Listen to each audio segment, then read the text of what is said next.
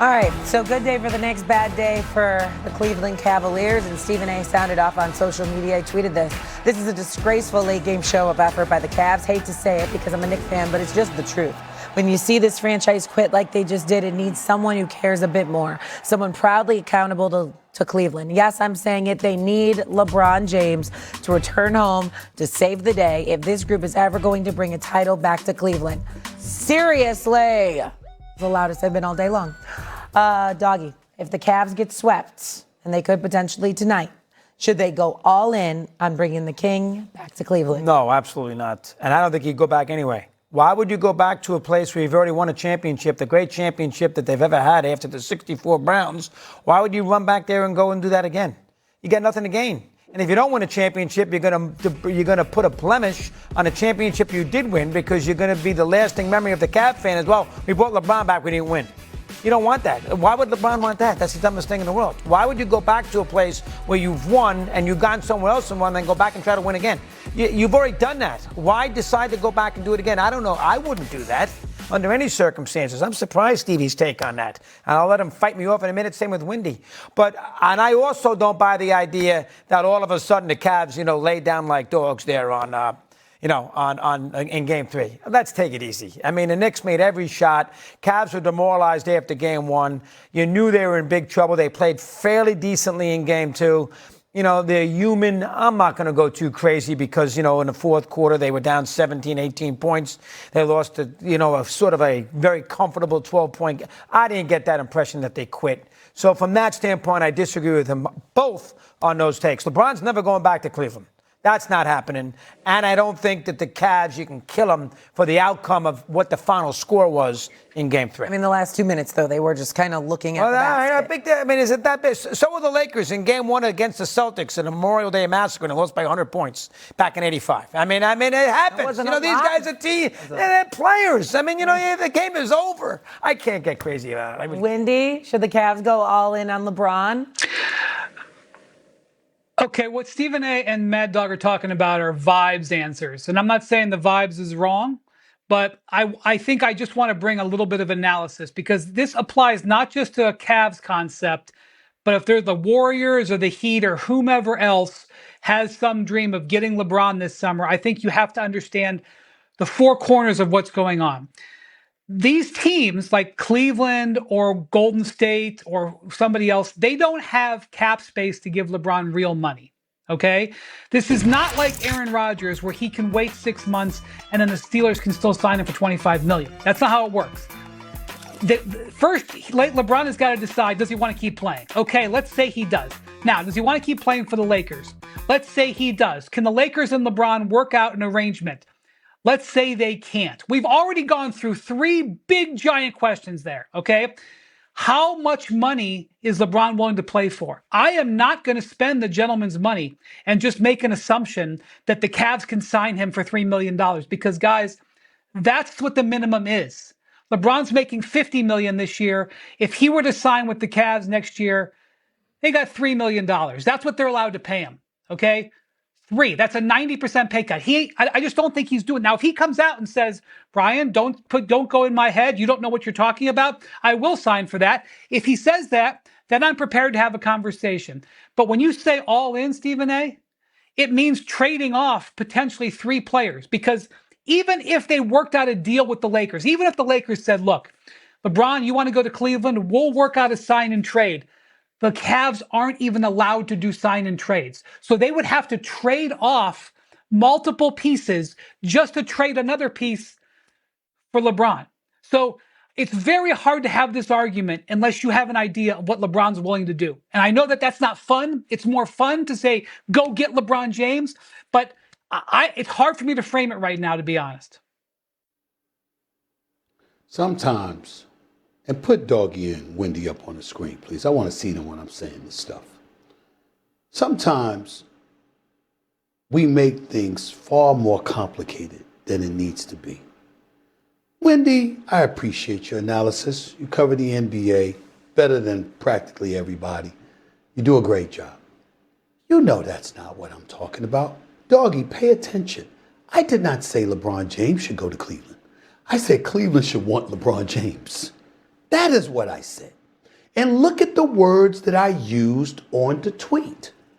I talked about somebody who loves Cleveland, somebody who the people would believe would be accountable to them because he loves them that much. That's what I'm alluding to. Look at my words. You see, need someone who cares a bit more, someone proudly accountable to Cleveland. That's what I was talking about. Who better than your own that grew up 30 minutes away, that came back from South Beach just to deliver a championship and erase a 52-year drought in any sport for the entire series and the entire Northeast Ohio area. I'm talking about that guy. And what I'm saying to you is this. Of course, the contenders like Cleveland don't have the money to pay LeBron James the 50+ million. Didn't we hear, Wendy, folks talking about how, you know what?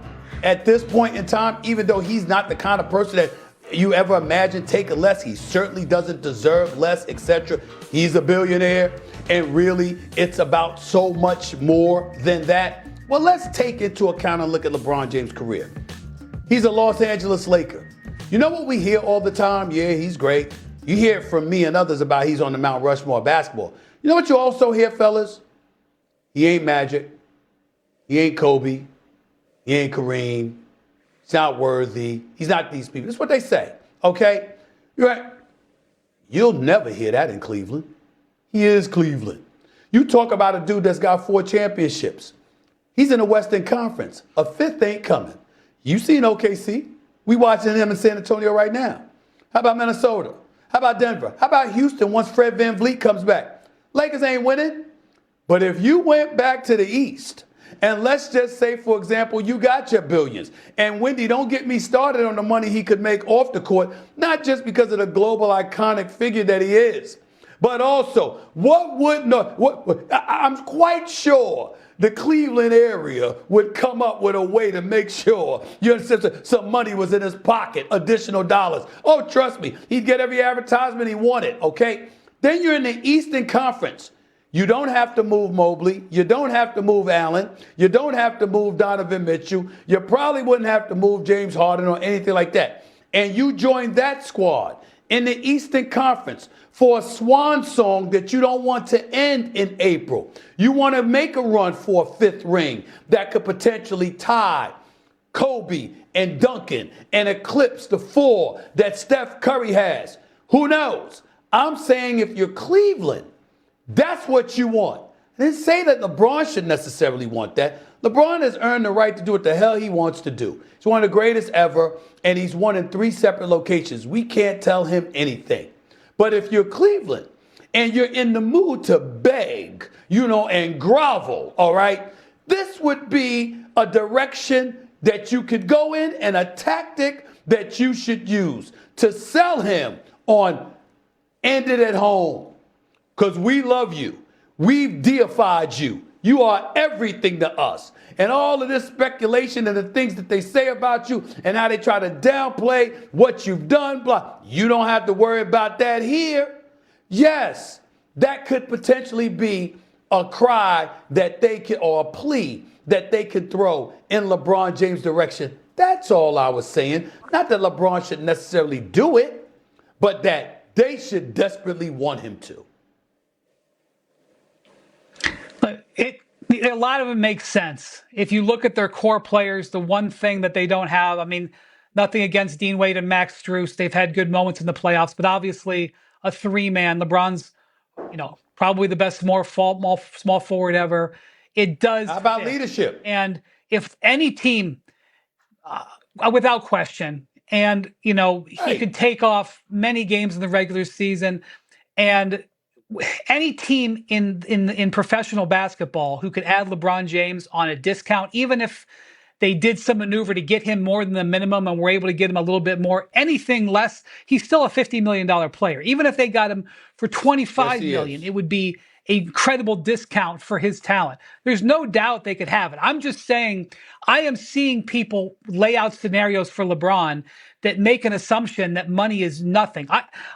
He's probably got to take a pay cut because I don't think the Lakers are paying him $50 million again. We can debate about whether that should happen, about the respect level and how they're going to have their own problems replacing him if he moves on.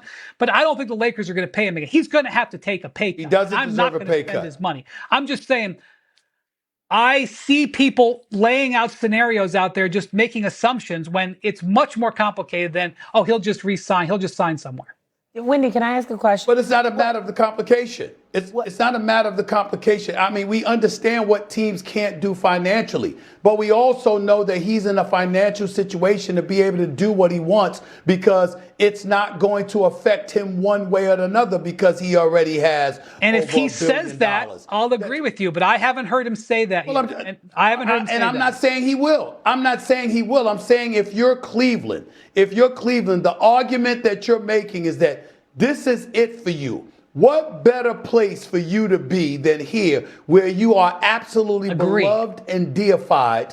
And on top of it all, we're in the Eastern Conference, so there's a damn good chance that in your swan song, in your sayonara, you are making a championship run.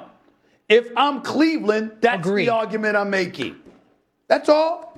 Stephen A., I would name the street that they did the parade down for him this afternoon. I would announce the unveiling of the statue for an opening night. I would name the plaza in between the baseball stadium and the arena for him. I would offer all of those things, but I can't agree to say the guy should take a $40 million pay cut until he says that. Okay. We'll see what the offseason brings. My question, I'll ask in the break. Coming up here on First Take, all NBA teams were announced